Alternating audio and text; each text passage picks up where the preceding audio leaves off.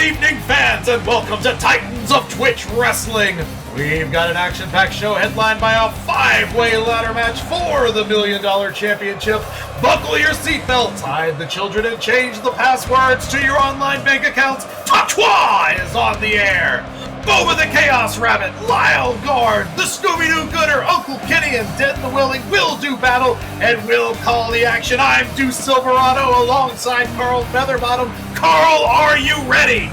I am ready, and my money tonight's on pain. Carl's betting on pain!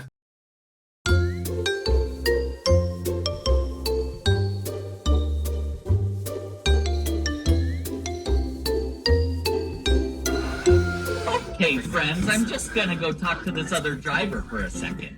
Here we go! Old Funtimestein has a spot, TOTW. And every day I need this spot, TOTW. Because Panera's right there with free Wi-Fi, and I need that Wi-Fi without paying for Wi-Fi. Old Funtimestein needs this spot, TOTW.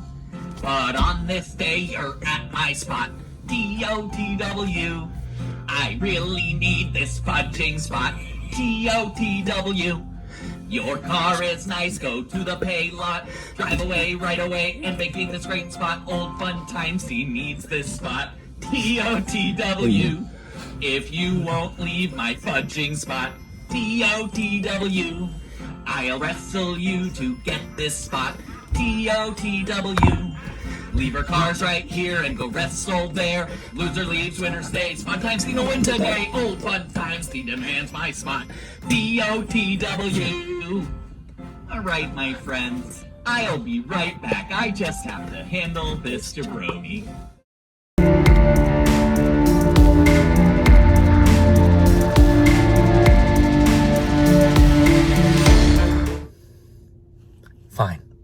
Fine. We'll settle it in the ring. But just so you know, even though you were waiting, I was circling. Waiting, circling. Both are valid. See you in the ring. Dr. Michael Romano versus the amazing Funtimestein is going to kick off the action tonight. Carl, can you stand it? I cannot. These gentlemen have left their cars in a local supermarket parking lot. They have come over here. They are hyped up to wrestle for a parking spot. It's insanity. I'll tell you one thing. There is nothing more important to a man than his parking spot. That's what I've always been told, and that's what I will always repeat without question. And Deuce, that is the reason that I made sure that we reserved parking spots for each other this year, and that's why we got to the night on time. You know, it's the best Christmas present I've ever gotten. My very own space right next to the arena. Here is Dr. Michael Romano. He is a practicing cardiologist as well as a physical specimen. Now, Dr. Romano was recently telling me that I need to get in better shape, and I appreciated it, but I was also a little bit insulted. Well, you've got to be careful because he will wrestle you to the ground and examine your heart. Yeah, and I'm not ready for that at my age. Nor should you be. Let's see if Funtimestein can do something about him. Funtimestein has an unorthodox style of wrestling. Carl, you've been studying tape all week. What do you have on the amazing Funtimestein?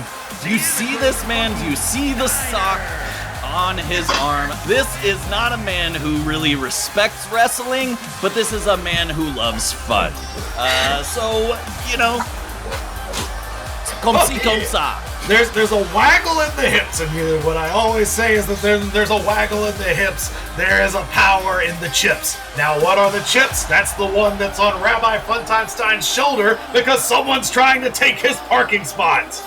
Yeah, he has a very chippy shoulder. He needs that spot. He cannot pay for Wi-Fi. And he's ready for action. Let's go! The opening match of the night, and they're going right to it! Two men who want to park and who want to park now. Dr. Michael Romano with a big slam, and he's already got Rabbi Funtimestein, the amazing Funtimestein. I don't know why I assumed he was a rabbi. Right. His mother is glad that you called him that, but he actually resents it. He left that life behind years ago. He'll have to pay for that in the back as he goes on an amazing little sleeper hold. Can he put the cardiologist to sleep? Ooh, baby. Onto the back of that. He calls his sock Bloopy, and Bloopy was just doing work on the doctor. And the doctor is now coming outside. He may toss Funtimestein right into a DDT on the outside. That's going to hurt because the outside is less forgiving than the inside. That's absolutely right. And it appears, and as I understand, Dr. Romano does not care about head health at all. Not one bit. As long as the heart works, the brain can be as damaged as he needs it to be. It is nice to see a man with a strict and clear, consistent code. Yeah, a moral code will get you far. That's what my mother always told me. What'll get the doctor far is a big kick to the shoulder. No, it won't get him anywhere except for sending to the ropes. Ooh. Nice takedown from Funtimestein. Now he's having fun, shoving that sock right into the face of the cardiologist. Oh, the cardiologist is going to be upset about that. He's going to have to sanitize after this one. You've got to think that you go into adult cardiology specifically so that you don't have to deal with puppets in your profession. There's one kick out there. Yeah, kick out right there. That's absolutely right. And on the other hand, I think you go into children's entertaining like the amazing Funtimestein because you haven't matured. And you want to avoid matters of the heart. There's a real dichotomy going here as Dr. Romano wrenches the neck, but most importantly, not the heart of Funtimestein. Ooh. Funtimestein already bleeding a minute into this match. That is, I'm almost certain that this is something that Romano has done on purpose just to get a quick look at how things are going in a cardiovascular sense. He kind of defibbed himself in a way. It's not going well, though, as he just ate a face full of floor, which we've established is harder than the ring. And then a butt full of floor to follow it. Yeah, I want to know how much harder. Well, we'll do a density test in between matches. I'm sure that Dr. Romano can help us out with it later. Oh. If he can pick anything up after Funtimestein, I can't believe his arm is still connected after that. It's those special gloves, I think, holding the arm together. And now Funtimestein misses a punch. He's into that very hard floor. And more blood. He is just bleeding all over the place. I've got to think that the operating room that Dr. Michael Romano keeps is more clean than this. Yeah, absolutely. I wanted to say, Deuce, I'm really glad the two of them got back into the ring because I was very worried that they would get DQ'd both and neither would get the parking spot. More parking spots for us as we go into a pump handle slam, trying to get some momentum, and a parking spot. Too groggy to cover. He's just going to drop an elbow right into the stomach. He's taking a risk by doing that because his elbow is not protected by Bloopy the sock. Well, the elbow is not protected by Bloopy the sock, but it is very pointy. It's hard to breathe. There's a 1, and a 2, and a kick out. That parking spot does not belong to Funtimestein just yet. But you can see it inside him. He wants to park there. He, I'm told, does not like paying for Wi-Fi. And so he goes to this spot near a Panera regularly. Do you like Panera? Deuce, I've never taken you there. I find Panera to be fine. The coffee's okay. Every now and then you can get a cheese Danish that won't make you feel sad. But for the most part, I feel like the strongest point of the Panera is in fact the Wi-Fi. So I understand this. 1, 2, kick out! Ooh. He wants that spot. He needs that strong Wi-Fi. Browsing to do. There are other places around. You can go to a Starbucks, you can go to a Dunks. Those Wi-Fi connections are not as solid. 1, 2, still kicking out. It's a battle of wills at this point. Yeah, Dr. Romano doesn't seem to have any answers for the child entertainer. I'm sure that Dr. Romano really taking off the hip waggle, the fun demeanor I don't know if Dr. Romano thought that he was... And here it comes. He is doing a whole routine. And it connects. This is going to be it. 1, 2, he probably got him. Yes! Oh my gosh, Bloopy's revenge did it again. Funtimestein will continue to freeload off Panera. The bloopy squiggle connected right into the abdomen. If you can't breathe, you can't kick out. And now Dr. Romano is going to have to walk a little bit further to get into that Panera bread. In the meantime, Funtimestein has all the Wi-Fi he can eat. Bloodied but not beaten, that man is ready to go browse some websites. Point emphatically at this man, Mr. Referee, because he is... Oh, are we going to see the show of sportsmanship? You want to see this. You do. You love to see it. A sock puppet shaking a surgeon's glove. The TOTW way. It is the TOTW way. And speaking of TOTW, we'll be back with even more exciting action.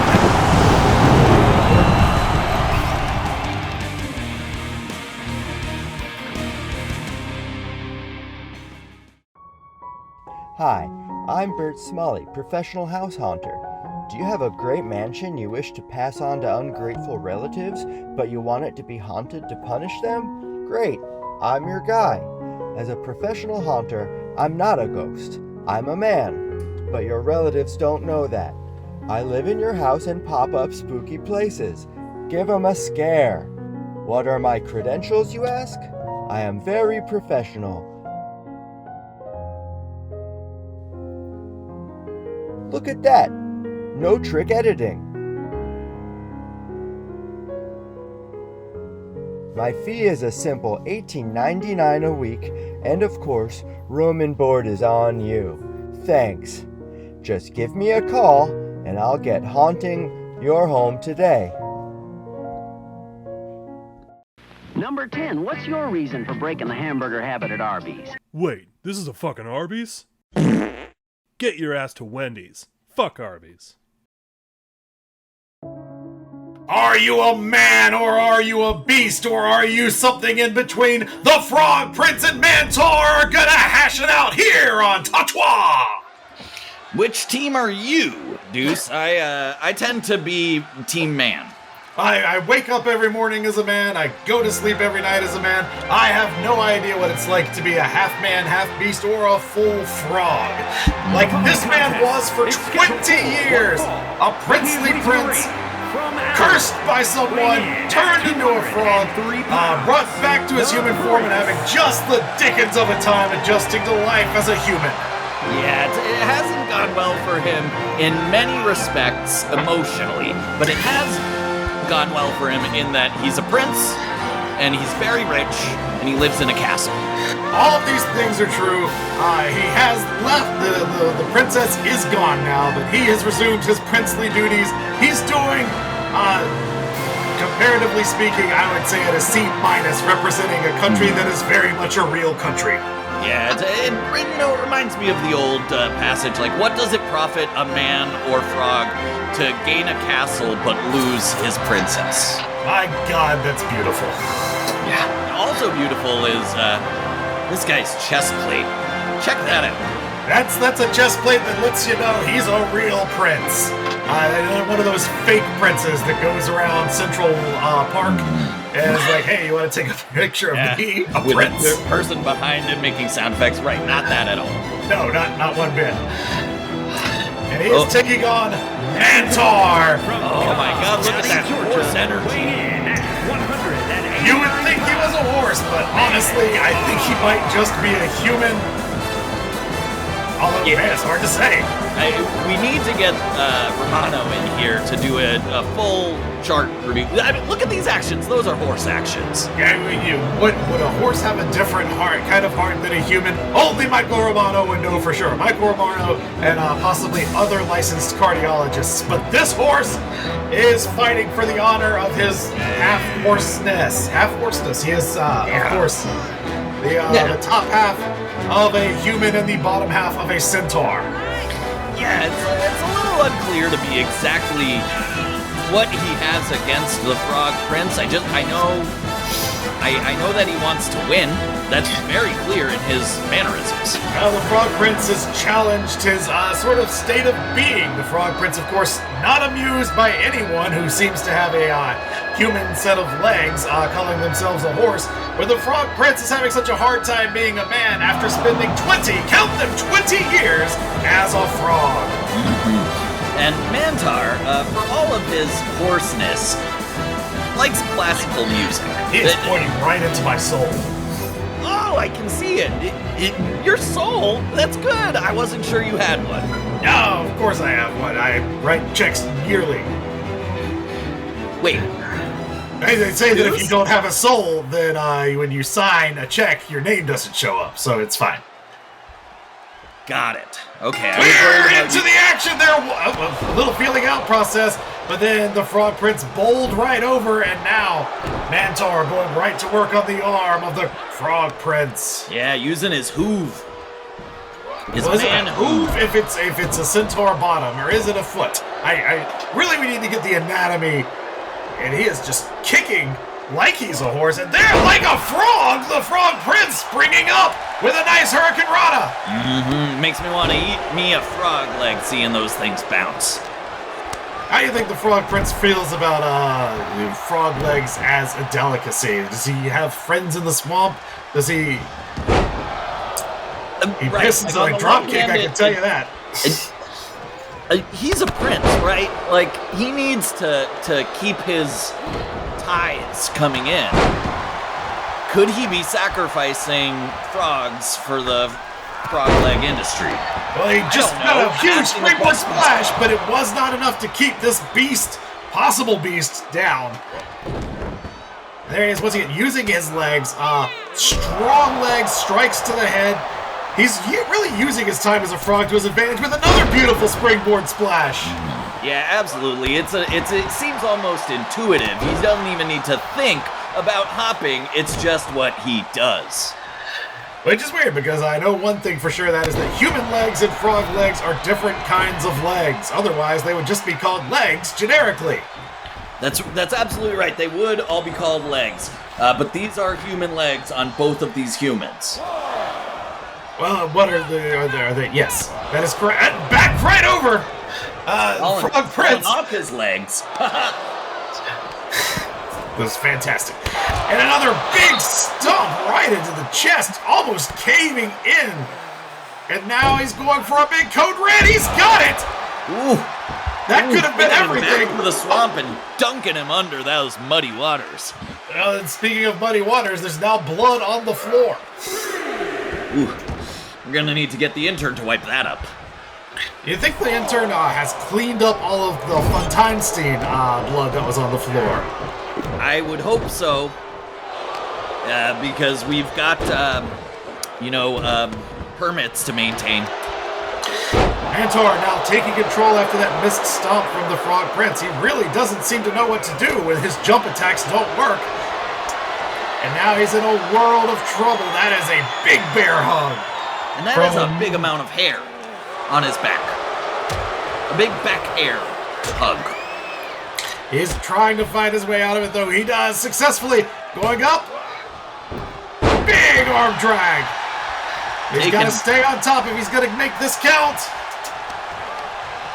Frog Prince telling you, Mantaur, I was a real animal. You only believe you are. You suck. And right into the buckle. That was the poison. Just a huge buckle bomb there. Yeah, and arguably poisonous if the poison has not been taken out of our buckles. Well, you never, or in fact, his slow to get 1, 2, not enough though. You've got to think, if he was a poisonous frog in his lifetime, which is what I'm told he wears the big bright black and yellow trousers for to announce that he is poisonous. Does he still have poison in his saliva somewhere? Has that been worked out? That was a huge DDT through the ropes to take me completely off my train of thought. Oh, your train of thought was off the rails years ago, Deuce. Well, my train of thought is more of a self-driving car at this point. Yeah, one of those ones that got recalled. It's a big elbow right to the back. That but he's stopping to kind of bask in his regally princeness. I think that's the thing. He's a moment where he's realizing that he is still human, and it has taken him right out to this beast again. No, another Hurricane Rana. Back and forth action, faster than I can call it. Carl, how's your pulse? My pulse is rising high. I'm worried about a Mantaur. I'm excited about a Frog Prince. He's about to splash down. That big tucking motion definitely learned in the swamp as he goes up to the top. Are we going to see it? It's a frog splash and missed! Oh, he misses the Frog Splash. That really never happened. Oh. That's more man than tar, am I right? This is more tar than man at this point. He is absolutely tarring the Frog Prince. Is tarring the thing. Banning. So 1, 2, kick out. Called expertly from a referee, not anywhere near position to count those shoulders. That's a professional right there. The Mantaur right now exhibiting quite a lot of spirit here for a man who thinks he's not human, but this comeback, regardless of his species, very impressive. How does he go about his day? Does he eat a steady diet of hay and sugar licks? Does he go out for people food to satisfy the human side of him? I would think, hey, this man seems committed to believing that he's not all human. Well, one thing's for sure, his barn is going to get a workout when he gets those hamstrings looked at. Ripcord Spanish Fly! That's a delicacy, and here's the pin. 1, 2. Still not enough to keep down Mantaur. I'm starting to believe that he might be part centaur. He might be. At least an eighth. That time the frog splash connects. That's gonna do it. 1, 2. No! Mantaur! I am beside myself. You're beside me. I'm right here. I'm beside myself metaphorically. I'm beside you literally. And we're both on TOTW! The rest of the night. He is frogging up. And Mantaur may not be safe on the outside. He's alive. He was okay. Every now and then, you jump and and now that leg is in serious trouble. Rodeo tricks here. He was circling the wagons indeed. And now going right back in with the Frog Prince. Can he capitalize on this? The Frog Prince trying desperately to get himself up as Mantaur. Mantaur, back to that big bear position here. Without his legs, the Frog Prince is just confused about how to proceed. He's still remembering what human arms are like. He's remembering now that he's got them. Fighting back out. And he just and a big clothesline. That's an equalizer. Can we follow up? I bet the Mantaur would like to eat some clothes off a clothesline. Yeah, is that a goat thing more than a centaur thing? How good do you think the Mantaur is at archery? I imagine he's very, very bad, but not completely untrained. You just look at that hair. That's not the hair of a trained archer. They usually have long hair. They ride skateboards. They fight orcs. There's another big splash. Could this be it? 1, 2. No! Mantaur! What can the Frog Prince do to keep this beast down? This beast will not be put out to pasture. Is he making a believer out of you? I believe in this wrestler, whatever species he comes from. I'm on board. Those are big kicks, whether you're a horse or a man. And that is a big clubbing forearm, probably from a man, because horses don't have forearms. They have 4 legs. Horses have 4 legs. Do you see what I did there? I saw it. And there's the DDT to escape, but Mantaur trying to get out of harm's way. It's being stalked by the Frog Prince. We have a match here between the Frog Prince, who just always comes up with something new, and the Mantaur, who won't go down. Right back into the buckle. He is just wailing away. This is pure hatred right there. This is a man who has decided that he's had enough of this animal talk after spending, once again, I'm gonna say it, 20 years as a frog. In 20 years, that's 2 decades by my count. There it is, the poison kiss. This is it. 1, 2, 3. And after maybe 10 pins, the Mantaur finally can sum up the strength. What a win for humanity! What a win for the country being represented by the prince of that country! And what a sad day for people who believe they are animals and I now think are probably not. You know, did he get a haircut in between?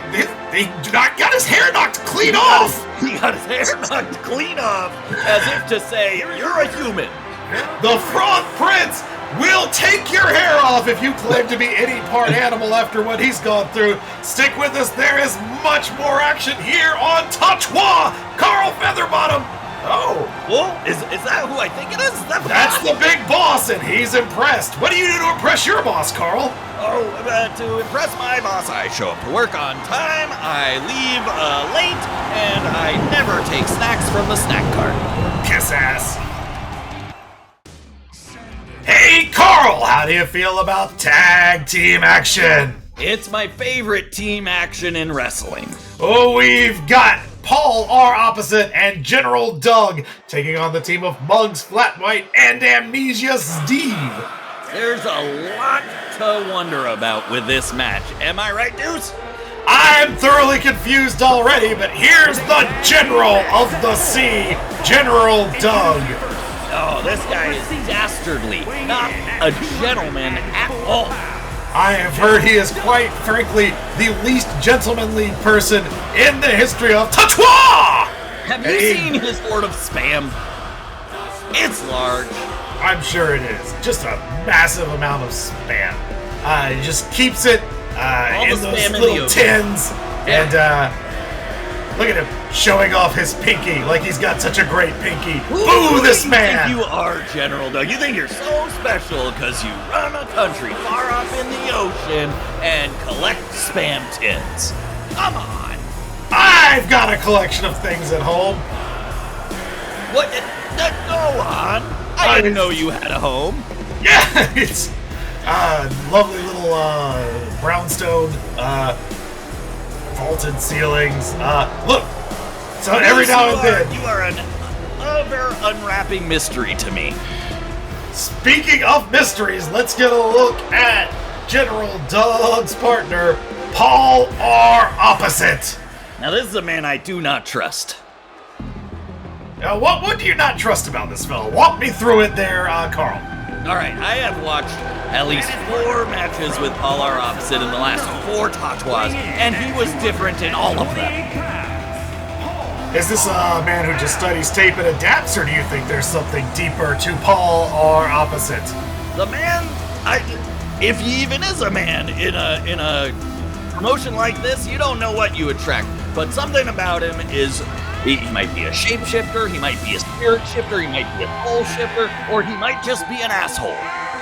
I think it's probably the last one. After all, who else would team with a guy like Gentleman Doug? General Doug, excuse me. He is not a gentleman in one bit. Gentleman. Not a gentleman Doug. He is generally an asshole. As we now assume Paul R. Opposite is. That's as far as I'm concerned, that's his whole deal. He's an asshole. Oh, yeah, that's basically what this team is, the 2 assholes. That's a great name for this team, Carl. That's the name in my heart, which is big and earnest. Well, the 2 assholes are gonna need some opponents, and let's take a look at who we've got here. Oh, nope, we're not gonna take a look just yet. We're still just gonna stare at Paul R. Opposite for a minute. By an asshole. Here we go. All right, here we go. Here comes some good vibes. Those vibes are good. The music is upbeat, and it's Amnezia Zteve. Does he know where he is? We don't know. Does he know who he is? Absolutely not. Is he a spectacular wrestler? Amnezia Zteve, he looks at least confident. I'm happy for him about that. He is literally begging the crowd for, what's my actual name? Did anyone find my wallet? He has no clue! Oh, I think he recognized a shape, but it was just a person. Well, if he's recognizing people as people now, then he is, honestly, far up on the list in terms of people who've got it together in terms of our roster thus far. So I've got an idea, Deuce. I think Tell me all about your idea, Carl. we should wait until Amnezia Zteve is knocked out, and we should go bring a tattoo pen down and start writing information to him, so that he can look in the mirror and uncover it as a riddle when he wakes up. Now, do we not think that someone might take advantage of this to enact their own vendettas? That could never happen. Couldn't ever happen. What else could never happen is someone getting something past Muggs Flatwhite, the brilliant investigator. And the flattest white I've ever seen. Look at it, he's pointing to where the flat and the white is, which is underneath the coat, I assume. I think there's a lot of white on this guy, if I'll be honest. And you know what? I admire it. And I admire that no shirt, nice tie combo. Well, when you're wrestling in TOTW, you've got to be ready for action at any moment. And if that means you've only got time for the tie, that means you've only got time for the tie. I'm not gonna say he looks like a flasher with that coat. I'm just gonna say that I'm not gonna say it. I would say he looks like a flasher in that coat, especially when you can Now see that amount of skin. The gates are open. He looks like a flasher in that coat, am I right? But like a flasher that will show you his junk and then solve your deepest mystery. Oh, like where did I put my car keys? I'll bet he would know where you put your car keys. You know who knows where their car keys is? Funtimestein. Funtimestein knows where his car keys is and where he's parking his car, and General Doug knows where he's gonna get sent. It's into the corner. Amnezia Zteve showing that muscle memory that is better than his brain memory. It's got to be really nice to come into a ring, hitting that DDT in that way and going, yes, that feels familiar, as he is already tagging in Muggs. That was probably the right move for him. Well, it's good to keep things coming in and out, maybe seeing some things. He may be looking at someone very similar to himself. Is he a little bit confused by how three of these men seem to look so similar to one another? He might be confused by it. He might just think that's what's normal in the world because, again, he remembers nothing. General Doug already in trouble now as Muggs whips him around. Muggs, an experienced private eye, maybe even more experienced as a wrestler. He is a veteran of the TOTW. We're all veterans of the TOTW in our hearts, as these two fighting right on the outside as their partners stand helpless on the apron. I really like how many of the fans tonight got the memo about wearing gray t-shirts. Oh, you Because know, it was late arriving, but they are devoted TOTWians. in this world where you've got a supercomputer in your pocket, you can instantly get a message, hey, wear a gray shirt tonight, and then run to your local place where you get gray shirts. Where do you get your gray shirts, Carl? I mostly get my gray shirts from Target, but occasionally, if I'm in the right area, I'll get them at a Men's Warehouse if there's a nice deal. What I will tell you is I like to get the nice ones from the craft stores, your Joann's Fabrics, your Michaels, and then just put them in the wash with several of my old shirts and just let them bleed in there. I get nice white shirts, and I want to get a real general gray, a genuine gray even. A genuine gray, but not a gentleman's gray. No, a general gray, but not a gentleman's gray. Right on the marble exterior of the TOTW ring. The marble exterior may even be harder than the floor. We never did do that density test. It seems like Romano a little more upset about losing that parking space than he thought. Will not help us test densities of things that are not hearts. All right, polar opposite, doing the opposite of wrestling and tagging out. Just right into a huge... It was I not thought very that had a name. gentlemanly of him. Now, Muggs is just all over him. Muggs was all over the general, but now the general is charging. Yeah, I think the general's starting to get his land legs a little bit. And speaking of land legs, here's Amnezia Zteve Ooh, kicking the land legs right out of the general. Ooh, back at sea and drowning. And just another big forearm to the face, stomp into the chest. Amnezia Zteve bouncing all over the place. Missed that one though, and General Doug getting himself out of a lot of trouble, but losing focus a little bit. How do we feel about that eye thing? Is that regulation? Is that up to code? Hey, what's he hiding behind that eye? Is it a regular human eye? Is it some kind of beast eye? Would not surprise me given what we've seen tonight. It might be a spam eye. Is that just a tin of spam on his face? We can't say that it isn't. Do you So I smell think something? we should say that it is. As far it's canon now, folks. That is a spam eye. And 1, 2, no! Polar opposite coming in and doing the opposite of allowing that count to continue. And Amnezia Zteve coming in, Muggs telling him wrestle, and so Amnezia Zteve wrestles. Hey, it's nice to be that pliable. Every now and then I have to say no to someone. You mean me? Yes, every now and then I say no to you, Carl. I say, Deuce, will you please go get snacks for me from the snack cart because I'm scared of taking them myself? And I say, no, Carl, if I get you snacks, then I can't carry my own snacks. And I say, Deuce, we talked about this before. You said you'd have my back. And I would say to you, yes, I said I would have your back, not your snack, Carl. Well, I gotta credit you if you're gonna do a Carl joke. Thank you. Anyway, here's the general stomping on the face of Amnezia Zteve. Possibly, if he was a gentleman, I would suggest that perhaps those kicks were to jog some memory back into Amnezia Zteve. But he is a general, so it was probably just to hurt him real bad. Yeah, and here comes Polar Opposite Just getting big. like a Launched cannon like from a ship so in the big. ocean. Where General Doug is from, the ocean. He's a maritime general, and these are some maritime clotheslines from Polar Opposite. We gotta count 1, and no! Muggs Flatwhite breaking this up like he breaks a case. Oh, and here comes Polar Opposite. Oh, wow. So many spins! Referee out of position, and he's coming in. Spinning. Muggs not even waiting for the referee to get in position. He's very impatient, Muggs Flatwhite. And General Doug is saying, Muggs, you can walk the plank. Was he a pirate? I guess he sort of. There's a skull there, and he's got the spam tin on his eye. Both notable pirate things. Polar Opposite now fully in control of this match.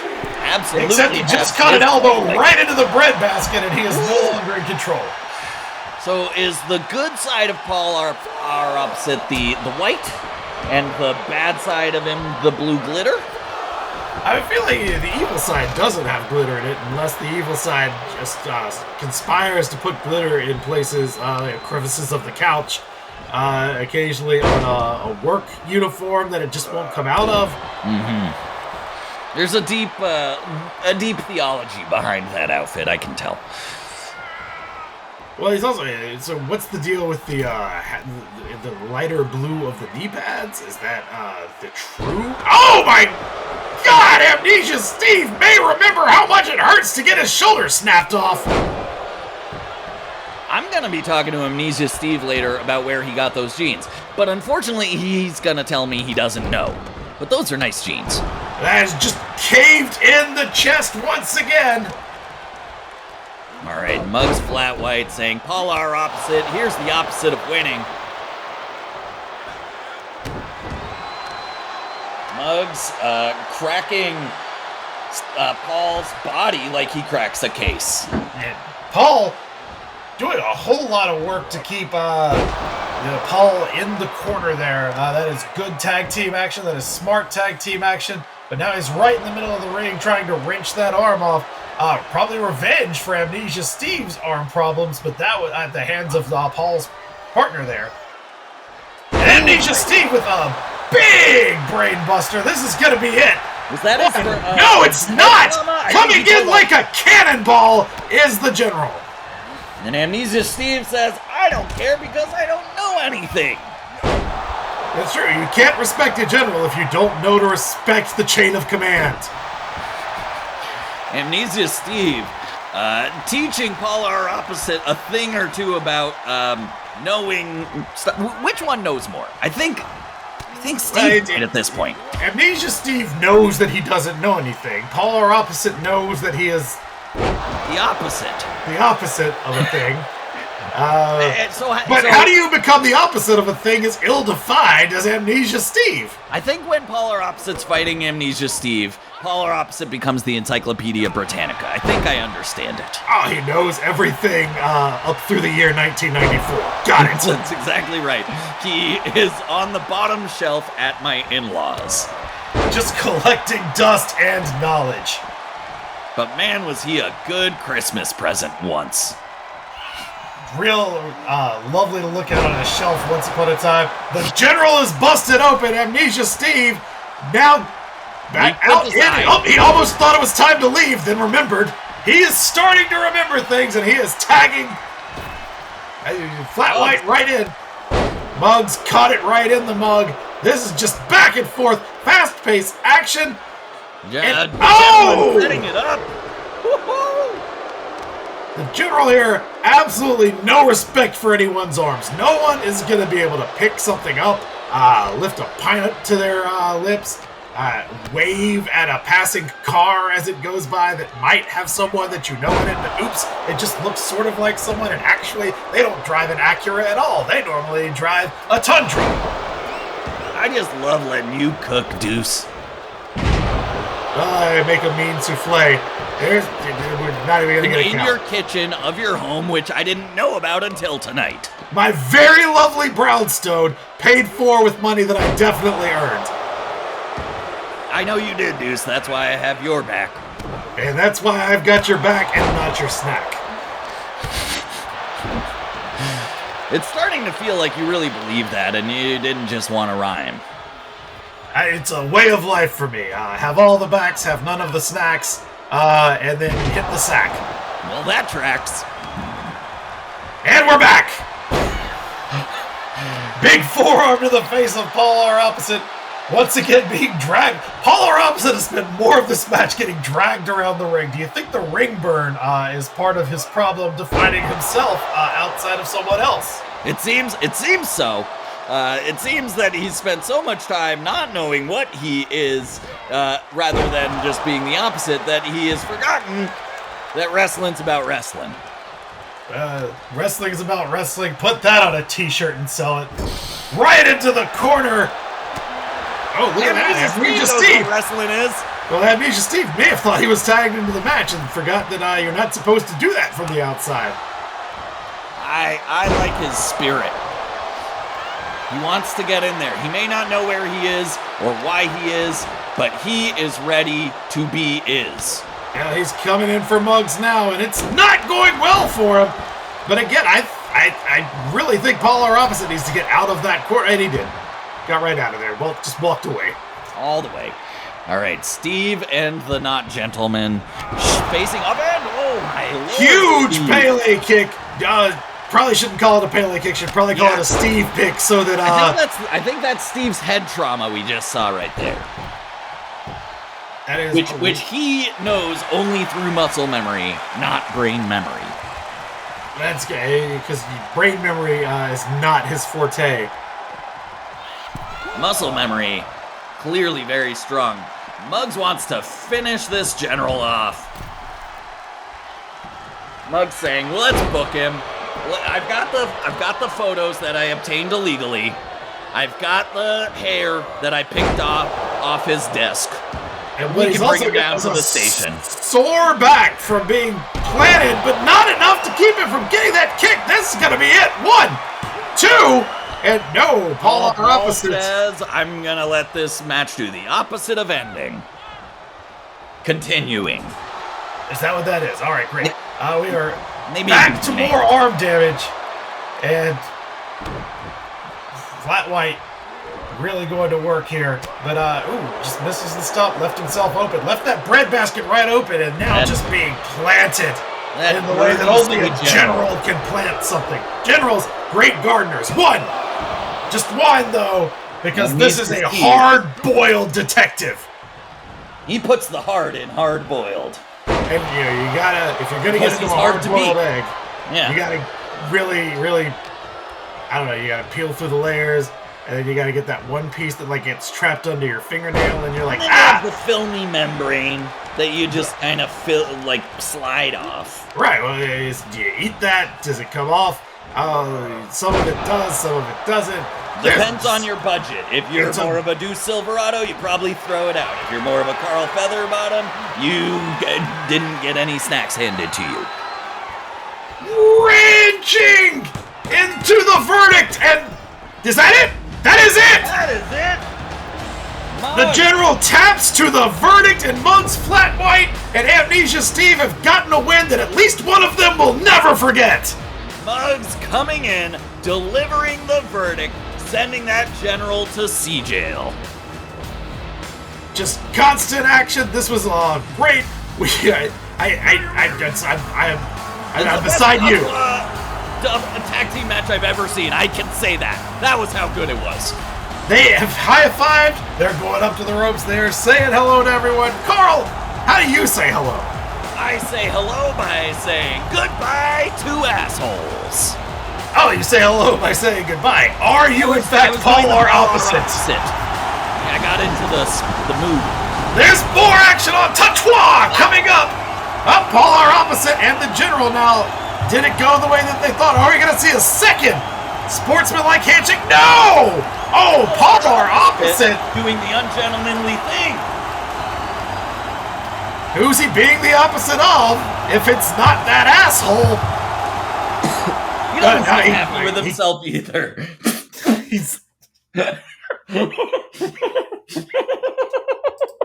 When the sun is blazing and the summer gets hot, water country's a very cool spot. There's no better place to feel and be young.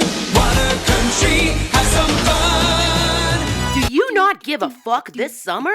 Then come on down to Water Country.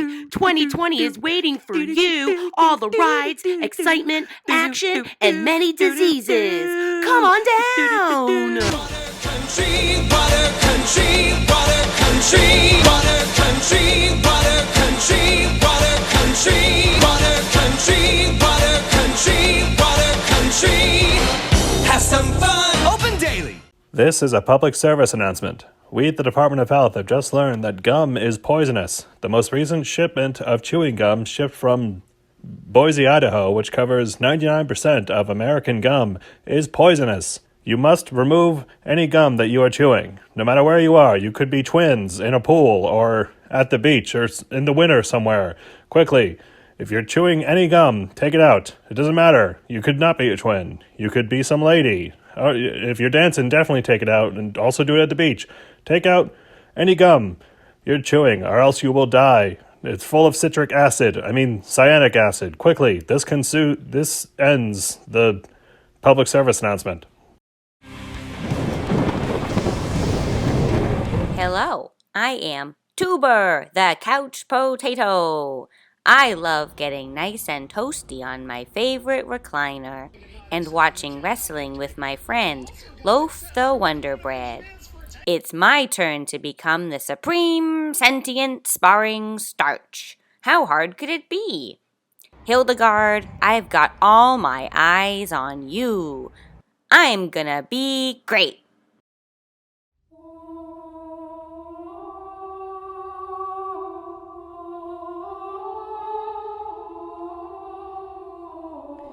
August 4th, in the year 1123. I have received word that I am to fight a potato. I fail to see how such a proposition would edify our knowledge of the workings of the natural world, but I'm prepared to do anything for science. I worked late into the night in the Abbey's laboratory to prepare my mind and body. I study it and it studies me. How is it that this humble, starchy tome possesses so many all-seeing eyes, yet none imbued with divine vision? It goes against nature. This must be the workings of the actual devil from literal Christian hell. I should have known. One can't say Kartoffel without awful. Prepare yourself, Tuber. Judgment Day has come.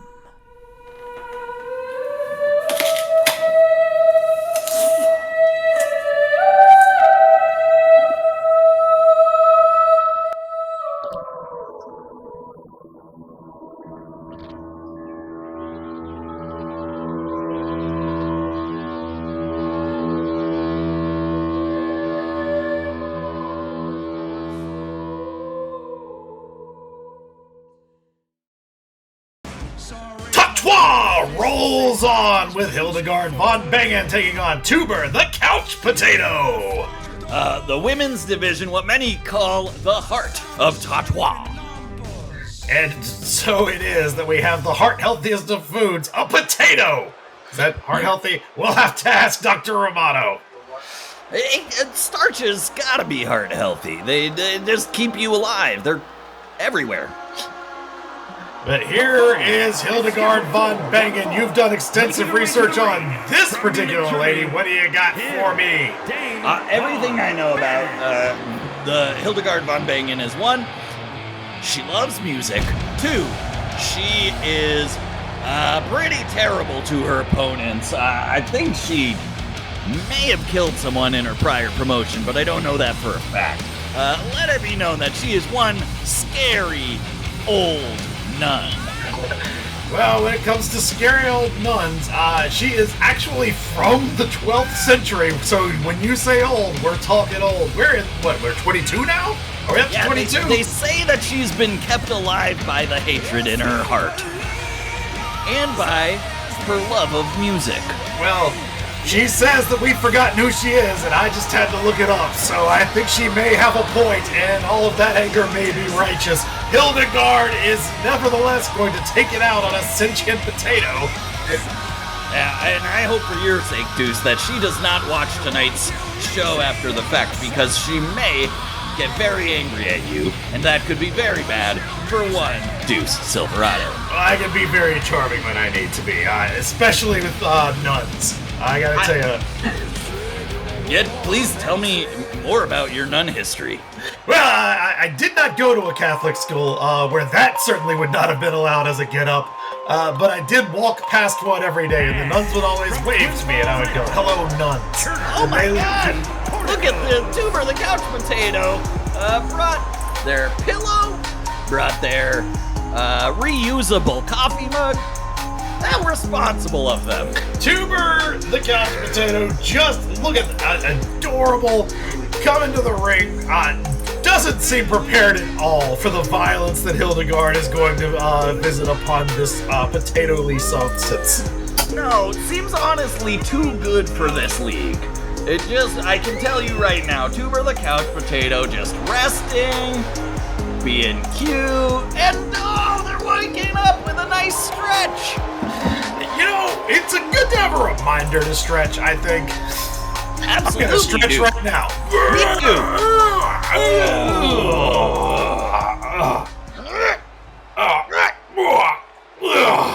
Oh, that was a good one.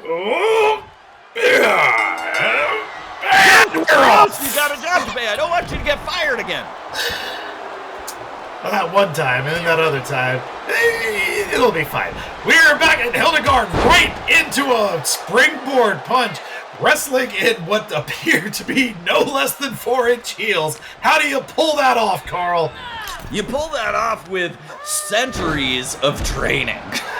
That is true. We are, once again, talking about a 12th century revenge nun. Is that 1,000 years?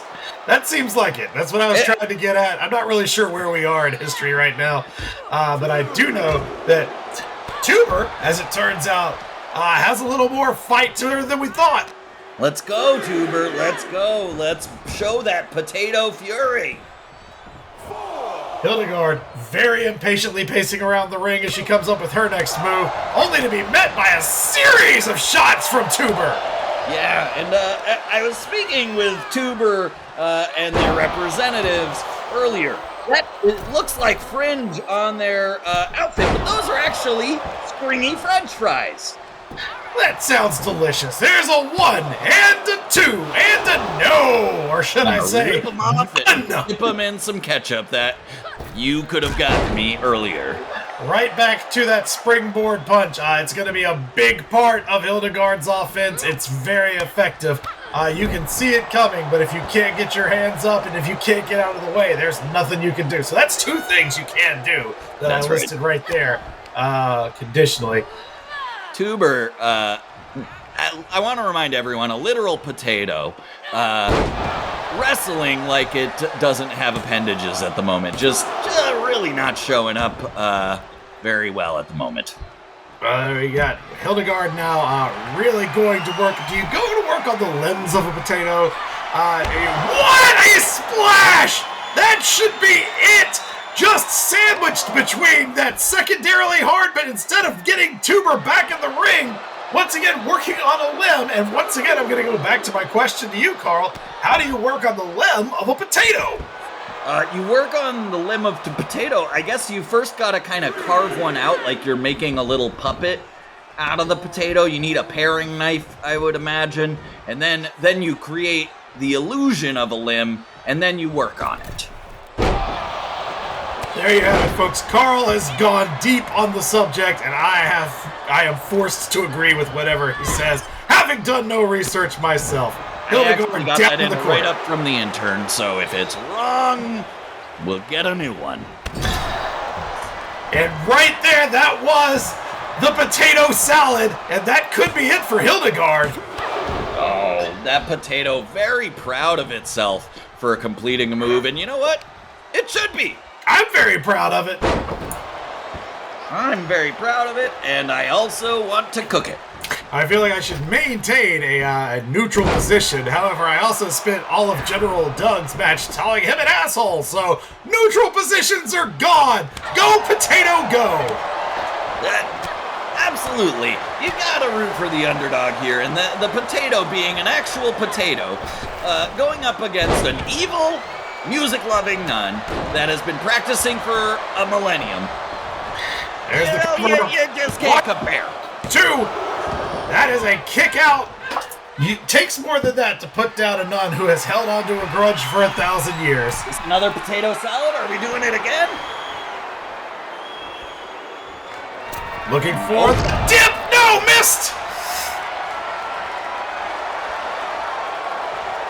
Now, what do you like to dip a potato in? Is it offensive for us to talk about that right now? Well, in so much as we would be dipping a part of our competitor, fried and just one. Fried and served with delicious and salted. It might be a little bit unethical, but you know what? I'm a classic man. I like my ketchup. I like my mayonnaises that have been flavored to become an aioli. There is a huge elbow drop. This could be it. Hildegard gets 1, 2, and that's it. That's 2 for the nun. Now, Deuce, knowing that you have a brownstone, knowing that you have a kitchen, I don't want to invite myself over to your place to try some of your food. Hildegard is coming from the top one more time. That connects. That has to be it for Tuber. 1. Oh, the potato. It gets chopped up and cooked. Yeah, well, it's a tough day to be a potato, but again, when you've got a nun who has been forgotten about for so long, and it was going to take all of that anger out on you, and you are merely, once again, a potato, what chance do you really have?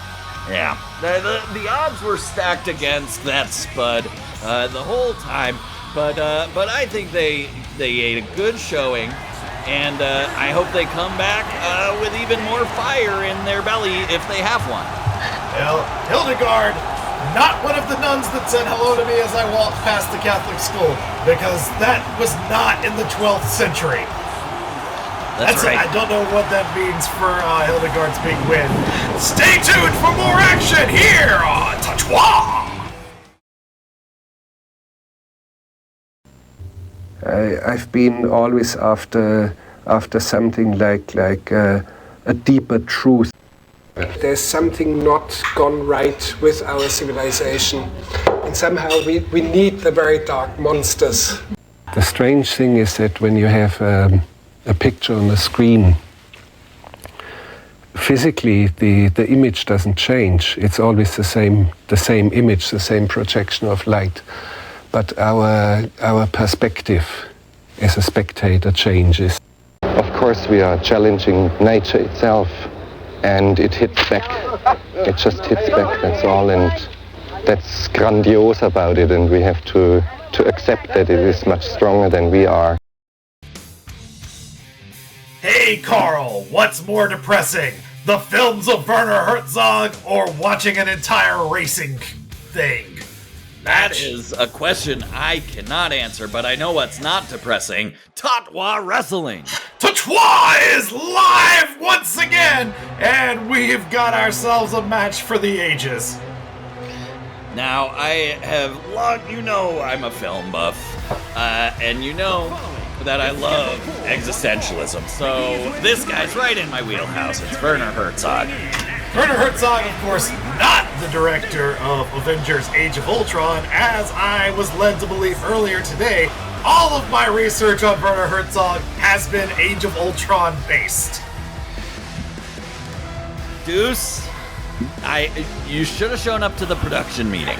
It's fine. Did you know that Werner Herzog, when Captain America only barely lifted Mjolnir, was not intentionally signaling that later Captain America would be able to wield Mjolnir in Endgame because he's a totally different director with a totally different vision? Deuce, I did not know any of that except for the last part.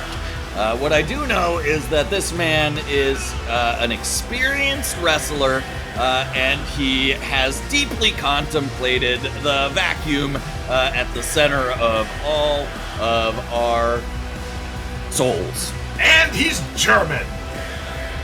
Well, that goes without saying. Look, this is all Age of Ultron based. Just all of it. All of it. He is not faster than Quicksilver, but he is very quick. He is not... Yep, look at him.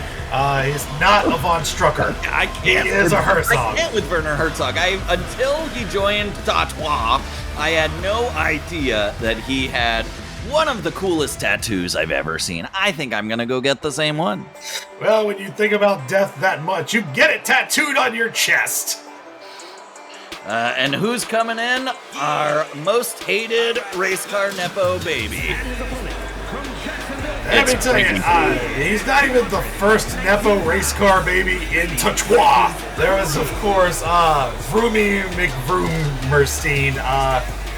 Did not last long. Of the racing Vroomersteins. Of the racing Vroomersteins. What did you think? I thought, I did tons of research on Vroomy McVroomerstein.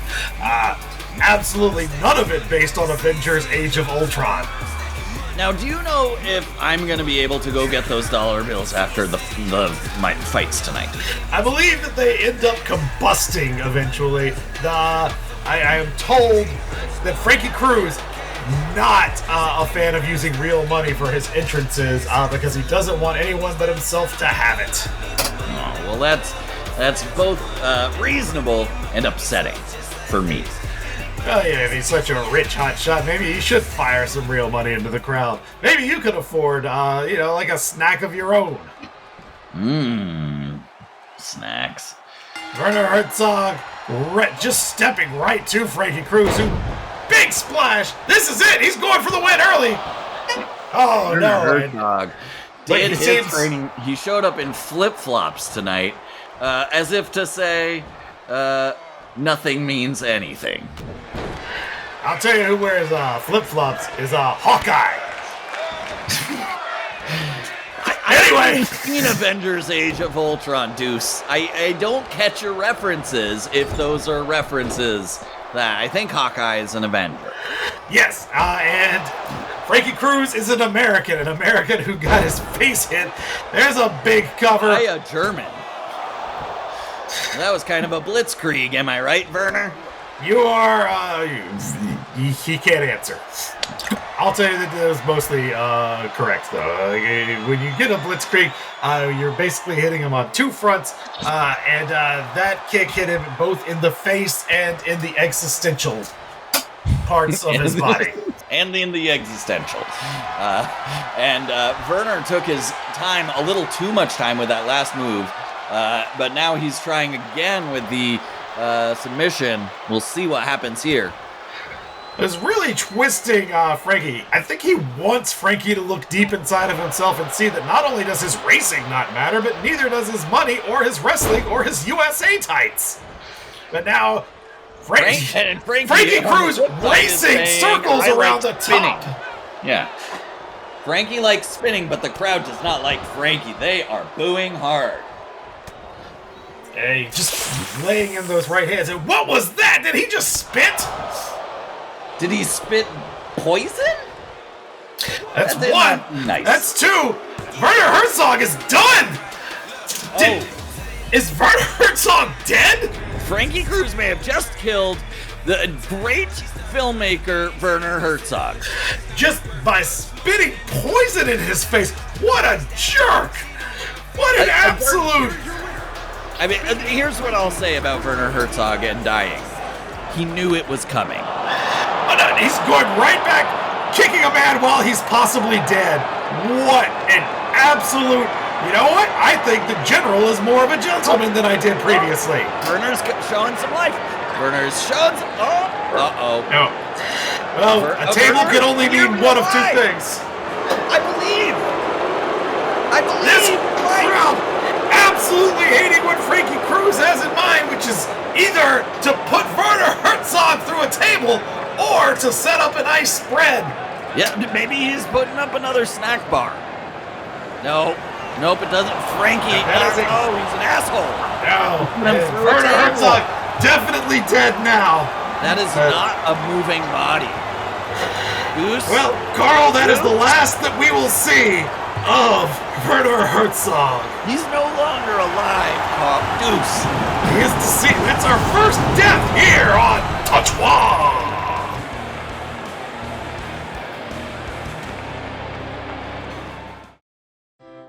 Okay, so on this projection, you can see our fiscal quarter. Hey, this shit almost over. I gotta go home and fuck. No, it'll take a while. Oh, fuck. Damn. Here at Wendy's, we understand that sometimes it's difficult to have sex after you have a burger. Hell yeah, thanks, dude. That's why with our new square burgers, and when you add in some bacon and put a bunch of shit all over it, best fuck of my life. I'm still a virgin. It'll give you some awesome erections. The bacon mushroom melt. Moonlight Sonata, Verlies, the theme song to Cheers. None of these classics would have been possible without the clink-clank sounds of the most wondrous instrument of all time, the piano. Hi, I am Hammer von Rogerstein. I have been a lover of pianos my entire life, and now I want to share some of my favorites with you on a compact disc entitled Piano Favorites. With Piano Favorites, you can enjoy such marvels as these. Have you ever encountered anything so beautiful? Unless you're the creator of this piano, the answer is no. I am not sure what this song is called, but this piano is called Steinway, and he is afraid of turkey feathers. Can you imagine that? Piano Favorites. Over here is Julia. Julia is an upright piano, but every so often she'll have a cheat day and eat ice cream for dinner. Don't you judge, nobody's a saint. Piano Favorites. Wait a second, is that Tay Diggs standing in my living room? Or is it a baby grand piano that goes by the name of John John? It is John John. You can tell by the fact that it is a piano. Oh, hey, Tay. Moving on. Piano Favorites. Look at this little weirdo. And by that I mean have a good look at yourself if you think for one damn second that this is not the greatest thing you have ever seen. You should feel shame. Their name is Chase, and I pray to God I come back as a slinky in my next life so I can flop down these delicious piano steps. Piano Favorites. Piano Favorites is not available in any record store nor downloadable on any music platform because it contains no music whatsoever. Only 100 photos of my favorite pianos of all time, plus a corrupted text file that I cannot figure out how to delete. Any help with that would be greatly appreciated. Thank you, Piano Favorites. This is Bailey, and in a perfect world, all pigs would be pianos. But as I have learned the hard way, this is sadly not so. I have made the mistake so you do not have to. You're welcome, Piano Favorites. I do not know what the royal fuck is going on with Brockton over here, but I want to spend my entire royal fuck life finding out, if you know what I mean. Piano favorites. And this round one is called Zany. Zany is the love child of a small-town Casio keyboard and a sexually open jet engine from Hawaii. If that sounds interesting to you, then change your name to Netflix and buy my screenplay. But the pianos play themselves in the film. That part is non-negotiable. Piano favorites. And this is Jeff. Jeff is a lot, and yet never enough. Piano favorites. A lot of people ask me, Hammer, stop having sex with these pianos. And I always say, that is not a question. But also, do not worry. My love for pianos is pure, and I would never tarnish that with the sex. Also, nothing works down there. The doctors say it is because my microwave is missing its door. But who knows? Science is not an exact science. So what are you waiting for? Call now and I will answer the phone and we will talk for a bit, and when we both sense that the conversation is running a little stale, one of us will sort of initiate and knock a goodbye, and then we will goodbye and hang up. Okay, piano favorites. Call 1-800 Favorites. Cash and pianos accepted. Offer available until the CD is claimed. That's right, there's just the one copy.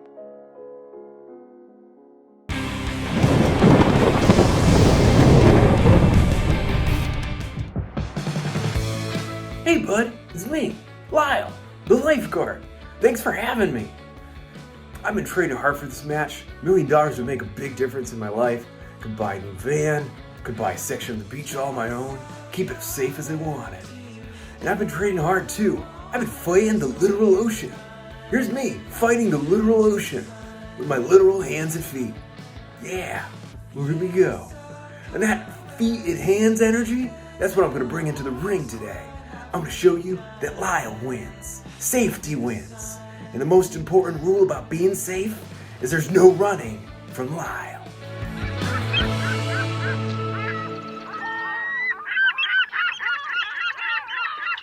From the bowels of a broken and forgotten universe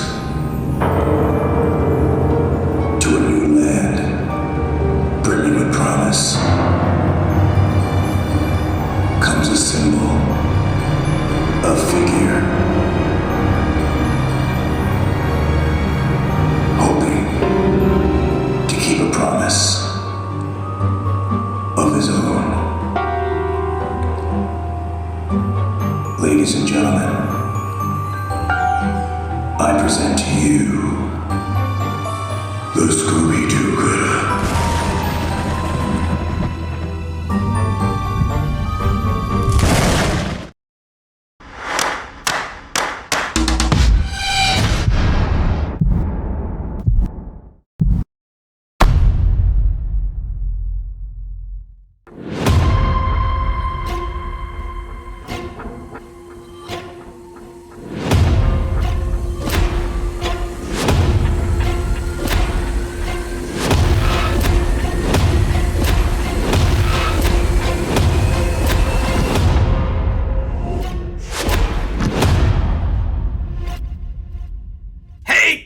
What would you do with $1 million? Snacks and maybe new keys. I would find my old keys and get a copy of them. And then I'd probably pay Muggs Flatwhite to follow you home so I could figure out where you live. What an ambitious man you are. Well, there's not $1 million at the top of this ladder, but there is a $1 million championship with 5 competitors going right after it here on TOTW. And who do we got coming in first for this 5-man ladder match? It's a wrestler. Keen observation is why you're my partner and why I've got your back. It's the Scooby-Doo Gooder. Tell me everything you know about the Scooby-Doo Gooder. It's a trick question. We know very little about the Scooby-Doo Gooder. I've heard his soul is tortured. I've heard that he's witnessed many a thing crumble and get torn asunder. But look at him here. Technically doing okay. Looking like he's got a hunger for justice, which is what I believe anyone calling themselves the Scooby-Doo Gooder has. Both a hunger for justice and possibly a brand name snack. Ooh, I do love snacks. And I do love wrestling. And I do love vigilantism, because I feel like in this day and age, they're the only ones we can trust. Why not take the law into your own hands? That's what I always say, and that's why I do not give out the address of my brownstone, even to trusted colleagues. Yeah? Really? Yeah, that's why. That's not what trust means, Deuce. Trust is a two-way street. A two-way street that may or may not have my brownstone on it, as the Scooby-Doo gooder basks in the adoration of this crowd, who also does not know what to make of the Scooby-Doo gooder. The Scooby-Doo gooder seems more focused on, I think, healing the wounds in his heart, which $1 million will go a long way toward doing. Well, again, this is just $1 million belt. I don't know if it's got any cash value. You can try and pawn it, take it to eBay. Is eBay still a thing? Do people... Here's Uncle Kenny! If there's anyone who knows what's popular, it's Uncle Kenny, a aspiringly cool uncle. Uncle Kenny trying his best to show his nephew and niece that he is the best. And what... Is that an Oculus? He brought his Oculus to the match. Where does he think he is? I would say that he's actually showing TOTW on his Oculus. He is double living life. One for his niece, one for his nephew. That man knows. And if you had... What a cool guy. Carl, if you had an uncle Kenny, I with should $1 take some notes on million coolness. belt. Say sorry? Who? Deuce? If you had an uncle with $1 million belt, would you be impressed? I would be impressed, absolutely. I wish I had an uncle.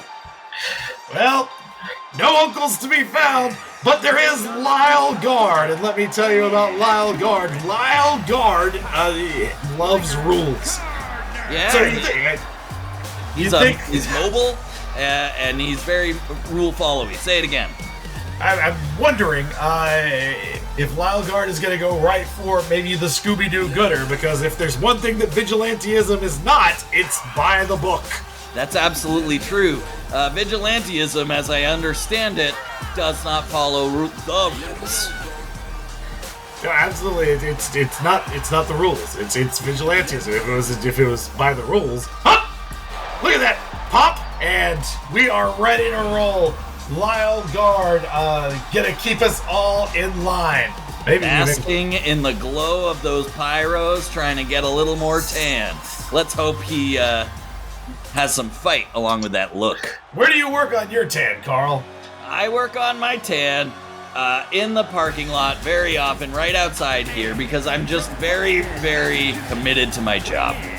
I'll tell you who's committed to chaos. It's Boba, the Chaos Rabbit, who loves chaos so much that it's in his name. What an excitable animal!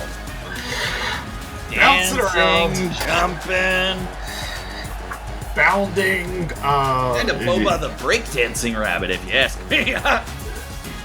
This looks very choreographed and not chaotic at all, I gotta tell you, but there's something behind the eyes of Boba the Chaos Rabbit that leads me to believe that more chaos is on the way. Alright, and here comes Den the Willing. New Hampshire's own.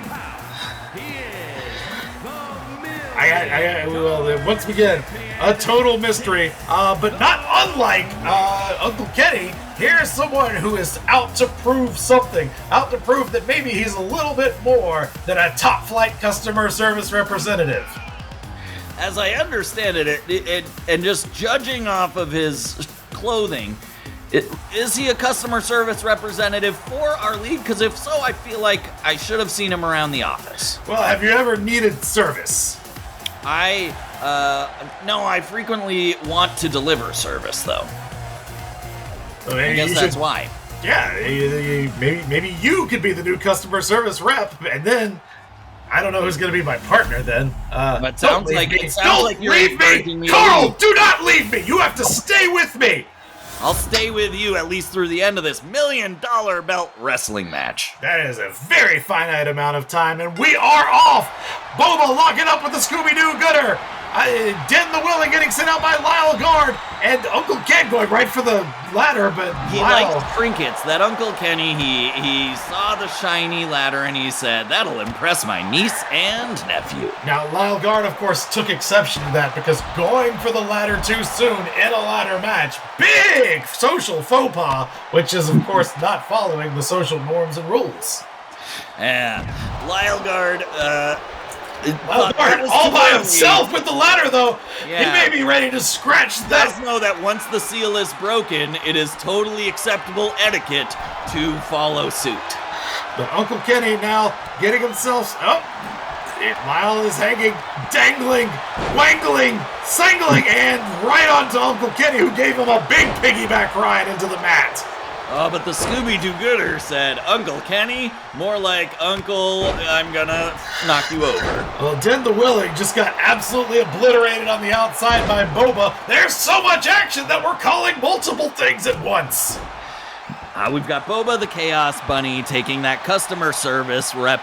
The customer service rep, Den the Willing, dropped on a very hard floor. That double suplex, that is a customer service rep knows how to read off the script, and a Lyle Guard knows what the rules are. Those are two people that cannot deal with chaos, and they, of course, teamed up on Boba immediately. And the Scooby-Doo gooder! Okay. Now, absolutely, did you hear cartoonish sounds when the Scooby-Doo gooder was whacking Uncle Kenny with that stick? I heard a baboing. Possibly even a blong. Uncle Kenny wants something cool to show to his, I think his brother's children. The $1 million belt almost bounced out of the arena. Yeah, where is it? I assume it's still up there. Boba can't find it. Nope, Boba just made it appear out of thin air. Chaotically. That is, well... What a chaotic belt. What a chaotic dangling from that Boba. Look at that tail. Just dangling, and what a plant from Den the Willing.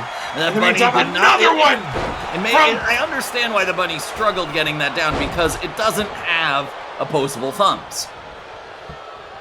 Yeah, I gotta give you some applause there. Some applause. Deuce? Some applause. That's what I did. I saw your last performance evaluation, and I'm just worried about you. Look, I'll be fine. I'm a well-beloved figure in the community. Literally tens of people send me fan mail every day.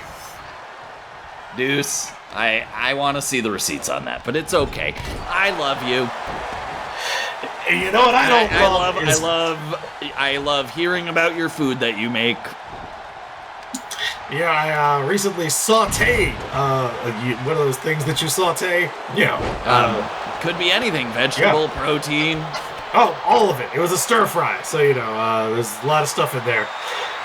And there's a lot of stuffing in that hit from Boba, absolutely obliterating Lyle Guard, taking it to him now. Lyle Guard is not going to be able to climb a ladder with that much damage.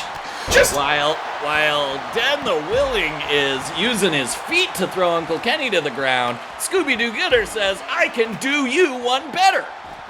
He just hit that bunny hop on Lyle Guard. Lyle Guard not going to be able to stop him from climbing this ladder unless, look at the constitution on that lifeguard. Already up, going for the belt himself. No! Cutting the huge cutter on the Boba. And in the meantime, the Scooby-Doo gooder got one rung up. I think Lyle Guard says, we did this all a little too early. I'm putting it away.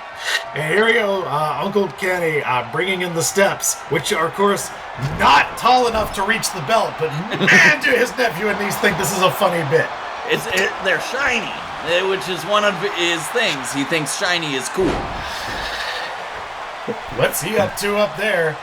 Nothing. Yeah. He's up to nothing. He just got up, went down, probably looking for the camera. We've got total insanity going on here at TOTW in the ladder match, which is making Boba happy, but I'm feeling a little confused. Well, is Boba happy at all the chaos, or does Boba want to win the match? I don't know. What I do know is that ladder just fell down with Lyle Guard on it. You think Lyle Guard's ever fallen out of a lifeguard stand? I think it would be against the rules of lifeguarding to fall out, but it would follow the rules of gravity, so I don't know which wins.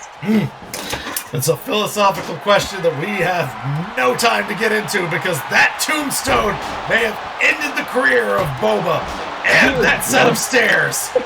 That poor bunny! He's still got those steps on its head!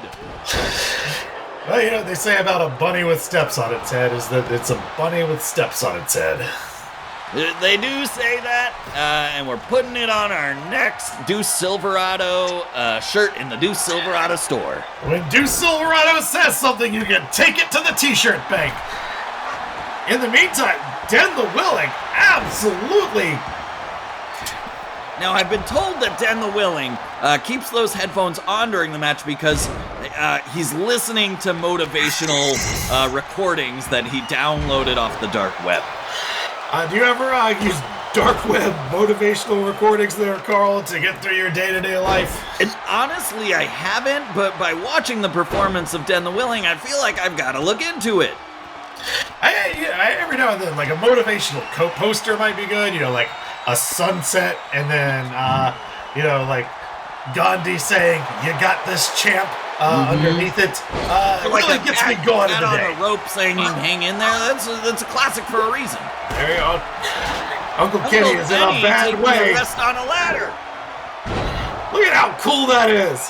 What a cool... He's tanning. And he's awake. And I'll tell you who's not awake, and that is Lyle Guard after this last ride. Oh, the Scooby-Doo gooder says, vengeance wins today. Scooby-Doo gooder continuing to assault Lyle Guard, perhaps sensing Lyle's disapproval of his method of vigilantism. In the meantime, Den the Willing slid into the ring so hard that he collapsed the ladder, and now he doesn't know what to do. Oh my goodness, he's got the Gate Crypt Keeper locked in on Lyle Guard! Lyle escaping, though. Den the Willing, very motivated to complete a move, but not actually completing it. Well, when you're trying to prove something, perhaps that you don't belong in a cubicle, but rather in a different four-sided place, like a wrestling ring here at TOTW, you work a little too hard and you need a pair of knees. It's happened to the best of us. That neck breaker, I gotta tell you, Lyle Guard has just taken a ton of damage, and then I'm not even sure what Den the Willing was attempting to injure there, but it seems to be very effective. Lyle Guard is out. Den the Willing is climbing. Everyone else is ensuing with the Chaos Bunny. Den the Willing may be ascending out of his position if he can just get this $1 million belt off of that. He did it! Den the Willing has the $1 million belt! He may be able to quit his job in a blaze of glory if that belt is actually worth $1 million and it's not just a clever name. That was absolutely thrilling TOTW action. We had 5 wrestlers going to town. We had 1 lifeguard getting beat to absolute death, and we had a customer service rep rising the corporate ladder. Well, that'll do it for this week of TOTW Wrestling. For Carl Featherbottom, I'm Deuce Silverado, wishing you a good night and good wrestling. And hey, Deuce, you know what? Why don't you come over to the brownstone? That's great, because I still haven't found my keys.